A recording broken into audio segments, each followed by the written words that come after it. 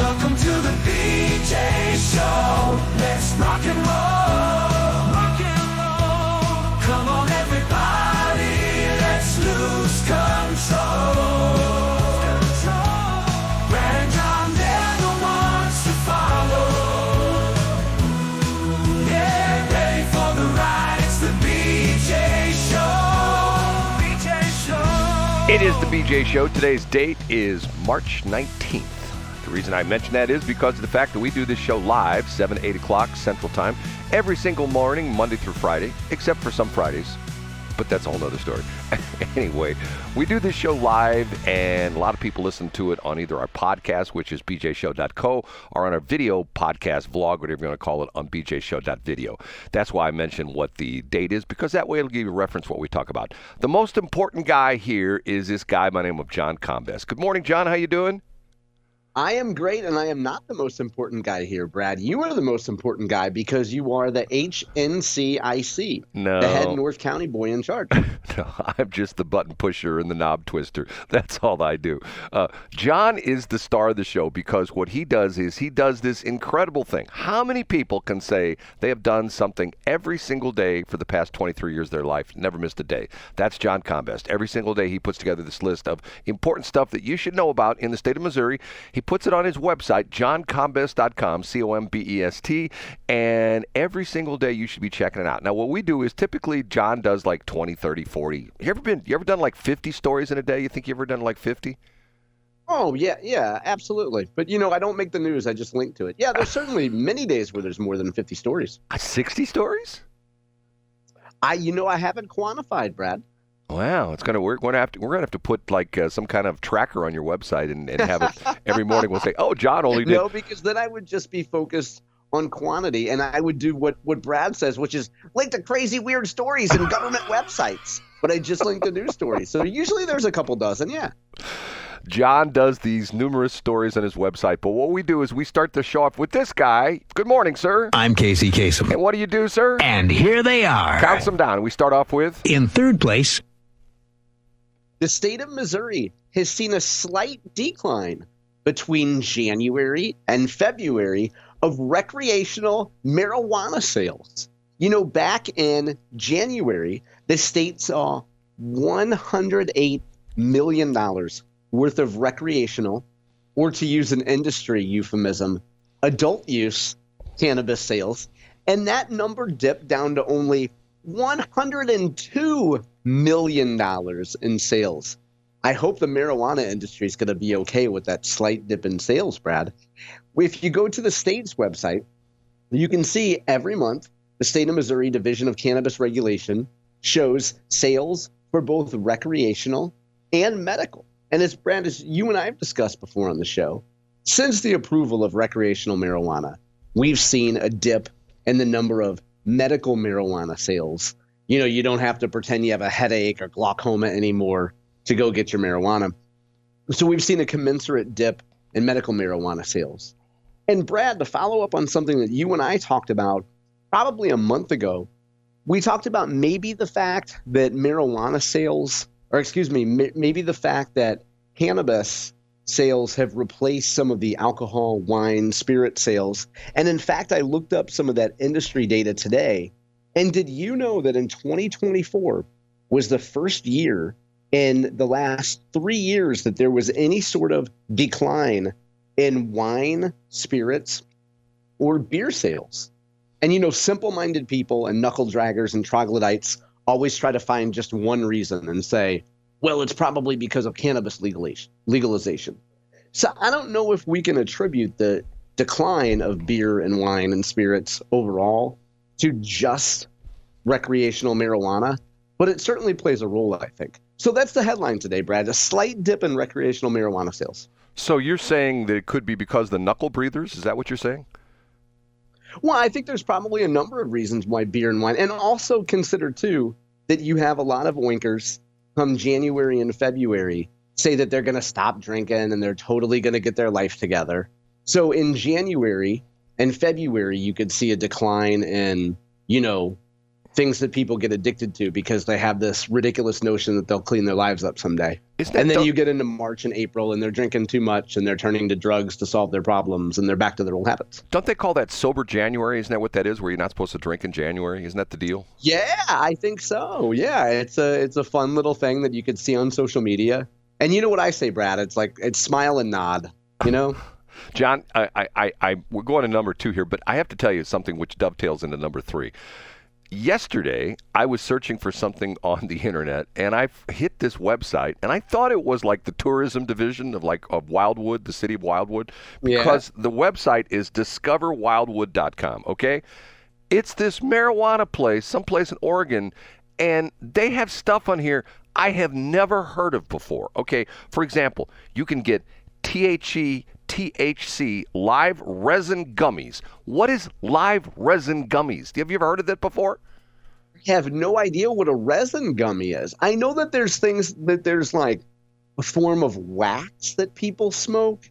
That's like, I think the idea is you get the THC concentrated, and then, you know what I'm saying? It would be like, I guess it's analogous to crack rock. Well, like it's the active drug, but it's more intense if it's in a wax or a resin form. Then they have another thing on the website which says it's THC, but the THC are in capitals, and then they have a small a. And do you know what that is? THC A? No, I don't have any idea. I'm thinking to myself, and maybe does that just stand does that just denote what the active ingredient is?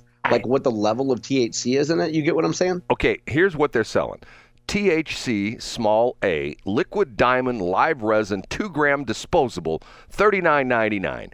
And this website, I went through this website and go like, I have no idea what this stuff is.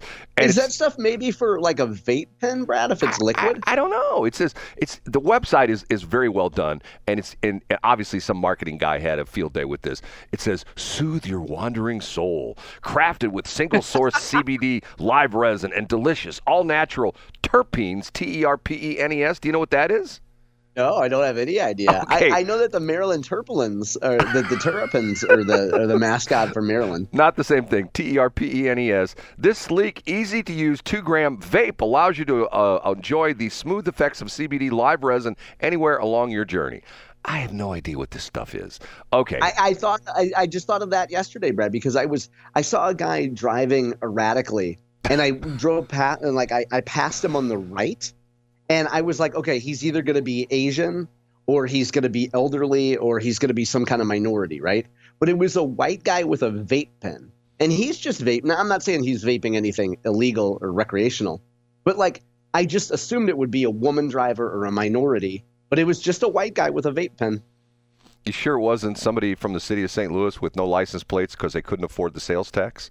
Do you know what I'm... Oh, that could be it, Brad. Do you know my reference to that? Is that what Bashara says is the reason why she said it's a state problem, right? Yeah, okay. Well, is that going to be number 2 or number 1? That is not in any of the stories. No, I didn't. Of course, that's a city story, so I didn't even link to it. Yeah, we'll talk about that next block, though. Okay, here's number 2. Their stories to number 2. Hold it. Let me do it. I hit 2 buttons at the same time. Let me get a clean one in here. Up a notch to number 2. There you go.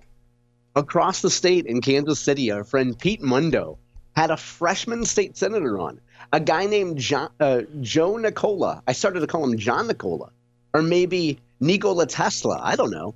Joe Nicola, state senator. He's from Grain Valley, which is in the eastern part of Jackson County. And Nicola has a pretty creative proposal that has to do with real estate. Now, Brad, you're more of an expert on this topic than I am, but Senator Nicola's plan, and he's teamed up with the Senate Minority Leader, which I presume he didn't mention him by name on the show, but I'm guessing he's referring to Senator Doug Beck from St. Louis County. And their bipartisan proposal would be to Missouri would forbid any company, any corporation, any investor with a net worth of more than $50 million from purchasing residential property in the state of Missouri. That's right. Missouri will tell people, hey, if you're a company or you're an investor and you're worth more than $50 million, take a hike, pal. You cannot buy a house here. Now, the caveat to this, and I want to be fair to Nicola here, is that Nicola is saying, He's not saying that if you're worth $50 million, you can't buy a house for yourself. Of course you can buy a house for yourself. But his plan, according to him, is targeted at the hedge funds of the world.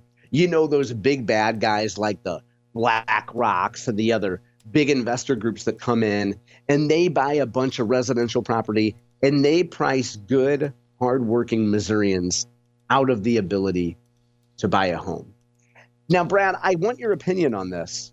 And before I get there, Heat Mundo asked a penetrating question, which was, well, Senator, don't you think that some of these companies will just create a bunch of LLCs and then buy property anyway? And Senator Nicola said, yes, we think that's exactly what's going to happen. And Pete said, okay, so what are you going to do about that?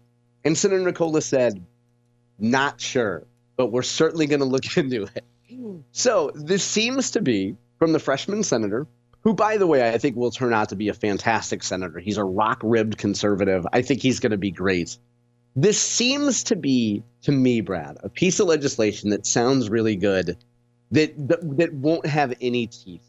Like, how are you going to keep the BlackRocks of the world from actually purchasing residential property and real estate in the state of Missouri? I want to know what you think about this, Brad. Well, I think it's sort of sad because it is a problem where and that's happened in California, where the hedge funds guys and the rich guys have just bought up all sorts of residential property. And what do is, matter of fact, there's a company right now that advertises on other radio stations. I don't know exactly who the corporate ownership of it is, but it's called Truehold. Have you heard of this one? No, I haven't. Okay, what Truehold does, they advertise that if you lived in your house and you were trying to get some cash out of it, but you really don't want to leave your house, you essentially sell it to Truehold and then you become a renter. And I have heard this, Brad. Yes, yeah. I've heard these ads on other conservative radio stations. Yes, and then what happens is you become a renter. Well, essentially, it's a hedge fund operation because that's what they're doing. The idea being is you cash out of your house and you sign a lease agreement with it. I guess would be like a year to year or something like that. And essentially, they make it like, and you don't have to do anything. If there are problems with your house, we fix it. Your air conditioner comes out, we fix it. That kind of stuff. And the sad part of that is that what it is doing, and especially in California, a lot of people say this is why the California real estate has gone through the ceiling, is because the hedge fund guys have gotten into it. You know, once again, it's to the point where, what was the rep's name? What was his name again? Senator Joe Nicola.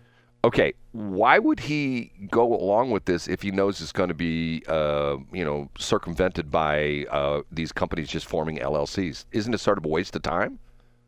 Well, his point was, he said, a lot of legislators you hear, Brad, say, well, we just wanted to get the conversation started. So I don't think, and Nicola, again, to his credit, points out that the legislature's halfway done. They're on spring break right now. And when they come back, they've only got 2 months to actually get this into committee. And he points out that this bill has not been even introduced in committee yet. So, yeah, I have the transcript in front of me. He just says, look, we wanted to get the conversation started. And to me, I don't see a difference. This isn't a perfect analogy, probably, but I don't see a difference between this and, God bless them, the Brad Hildebrands of the world point out the fact that there used to be a Central Hardware and local hardware stores, and then Walmart came in and pushed them out, and Home Depot. Like, companies are going to come in with a lot of capital and lose money for a while and push smaller businesses out. Like, isn't that a fact of capitalism? No, I understand what you're saying, but see, can I make a suggestion? Here's what Joe should do. Joe should go back and rewrite the bill exempting Chinese people, exempting Chinese government and Chinese citizens, and then Andrew Bailey can just seize all their property because he won a $50 billion lawsuit against him. And actually, that's brilliant, Brad. So then Bailey can grab all the houses that the Chinese people bought, and then he could say, hey, we're going to auction these off, but you have to be a Missouri citizen to buy them. And you can't be an LLC. You have to buy it in your own personal name. See, Brad's got the idea. You know what I'm saying? I mean, and then we could just play a version of John Ashcroft's Let the Eagle Soar. And then we could come up with some anti-communist song on Suno and just call it a day. No, here's what I'm going to do. You're going to complete this line. But if there was a problem, I'll solve it. Check out the hook while my DJ revolves it. The number one. How did I know you'd know that? The good folks, and I use good loosely, the good folks at SLU and YouGov, they're the British outfit that does a lot of polling in the United States. They do two big surveys of Missouri voters, and they do two big surveys every year. So they do a survey twice a year. And this time they looked at the approval numbers of President Trump. The highest rating that Donald Trump has ever gotten for approval in the state of Missouri, 56%. The gentleman from SLU, Stephen Rogers, says the approval rate of 56% is the highest we've recorded for any political actor. So I'll spare you all the details of the entire poll, but I would point to two stories that I had up. I added one story from the Missouri Independent yesterday, and that story is pretty thorough. I added it a few minutes after we went on the air yesterday, but that's by Annalise Hanshaw and Rudy Culler. They did a really detailed job going through the SLU YouGov poll. And then there's another piece that's up today from the Springfield News Leader that I linked, and that's a little less detailed, and that focuses more on TikTok. And in fact, Missourians in general favor a ban on TikTok, Brad. Does that surprise you? I don't know. The whole TikTok thing, I think the thing that's problematic to me is because of the fact that if you know anything about the back end of websites and all that kind of stuff, there's so much information they can get. And I mean, I remember this crazy story that was one of the fitness apps that the military used, and they knew where all the guys were jogging because of the fact that the foreign governments could essentially find out where they were by their fitness apps. You know what I'm talking about? Yeah, by location. Yeah, Right. yeah. That seems like a pretty serious transgression of security, doesn't it? Yeah, but then, of course, like, how do they fight back with this? TikTok runs the advertising campaign. They show all these people, I make a living on TikTok. Yeah. I'm an American, and I make my living by selling stuff on TikTok. Isn't TikTok great? What are you going to do, right? I don't know. Yeah, and let me correct myself, too, because overall in this poll, 46% of people say they support an outright ban. A majority of Republicans, 62%, support the ban, and only 30% of Democrats support the ban. So I said a majority of Missourians want to ban TikTok, and that's not accurate. It's actually 46%. You're not a TikTok guy. You don't do TikTok at all, do you? I don't, no. Okay. See, once again, for me, it's to the point where it's like, okay, you can do the same thing on Meta Reels, which would be Facebook or Instagram, and then on YouTube Shorts. I mean, I don't really understand the difference, but maybe there is a difference. I mean, to me, I think the difference, Brett, but to answer that question, I think the difference is just the demographics of people who use it. And from what I understand, the demographics are the statistics of how long. In other words, people will give you 3 or 4 seconds before scrolling on Facebook or Instagram. And then on TikTok, you usually have, from what I understand, 1 or 2 seconds of the video before people scroll. So it depends on, if you're marketing lip gloss to 16-year-old girls, you want to be on TikTok. If you're trying to sell Westplex Chamber, you probably want to be on Nextdoor with the other boomers, You go back to the early 60s. Newton Minow, who gave the infamous speech at the National Association of Broadcasters Television, where he's chastising broadcast executives because their research back in the early 60s said that the Americans' attention span had dropped to 3 minutes and 30 seconds. Boy, wouldn't you like to have that back again? 3 minutes and 30 seconds. Okay, we have to take a break.